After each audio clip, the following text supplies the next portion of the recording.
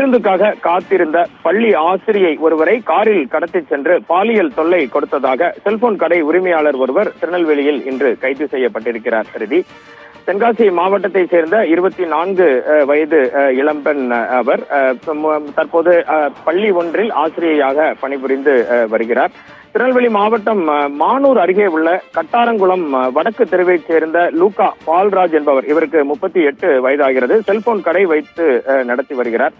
தினமும் வேலைக்கு சென்று வரும்போது இந்த இளம்பெண்ணுக்கும் அவருக்கும் பழக்கம் ஏற்பட்டுள்ளது. இதனிடையே இளம்பெண் திருநெல்வேலி அருகே உள்ள ஒரு தனியார் பள்ளியில் ஆசிரியையாக பணியில் சேர்ந்துள்ளார். ரிதி, இதனால் ராஜுவுக்கு அந்த பெண்ணை பார்க்க முடியாமல் போனதாகவும் சற்று மனவேதனையில் இருந்ததாகவும் கூறப்படுகிறது. இந்த நிலையில் நேற்று இளம்பெண் தனது வேலையை முடித்துவிட்டு ஊருக்கு செல்வதற்காக பள்ளியிலிருந்து வெளியே வந்துள்ளார்.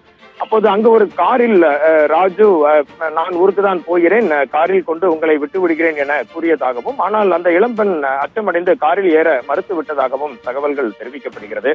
இதனால் ஆத்திரமடைந்த ராஜு அந்த இளம்பெண்ணை வலுக்கட்டாயமாக காரில் கடத்தி சென்றுள்ளார்.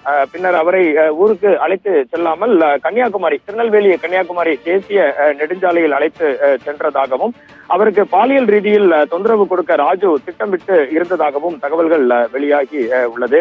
அப்போது இயற்கை உபாதையை கழிப்பதற்காக காரில் இருந்து இறங்க வேண்டும் என்ற கூறி அந்த பெண் காரில் இருந்து இறங்கியதாகவும், பின்னர் இந்த பாலியல் ரீதியிலான சீண்டல்கள் கொடுத்து உடனடியாக காவல்துறைக்கு தைரியமாக அந்த இளம்பெண் தகவல் கொடுத்ததாகவும் கூறப்படுகிறது. இந்த தகவல்களை அடுத்து உடனடியாக சம்பவ இடத்திற்கு விரைந்து சென்ற தச்சநல்லூர் காவல் நிலையத்தினர் அந்த பெண்ணை மீட்டனர்.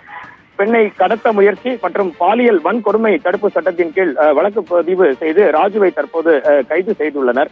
பள்ளிக்கு வேலைக்கு சென்றுவிட்டு வீடு திரும்ப காத்திருந்த இளம்பெண்ணை காரில் கடத்தி சென்று வாலிபர் பாலியல் தொல்லை கொடுத்த சம்பவம் மிகுந்த பரபரப்பினை திருநெல்வேலியில் ஏற்படுத்தி உள்ளது. காவல்துறையினர் உடனடியாக நடவடிக்கை மேற்கொண்டதால் அந்த இளம்பெண் காப்பாற்றப்பட்டார் என்பதே தற்போது உள்ள தகவல். ரிதி, நெல்லையில் பேருந்திற்காக காத்திருந்த பள்ளி ஆசிரியை காரில் கடத்தி சென்று பாலியல் தொல்லை கொடுக்கப்பட்ட சம்பவம் அதிர்ச்சியை ஏற்படுத்தியிருக்கிறது.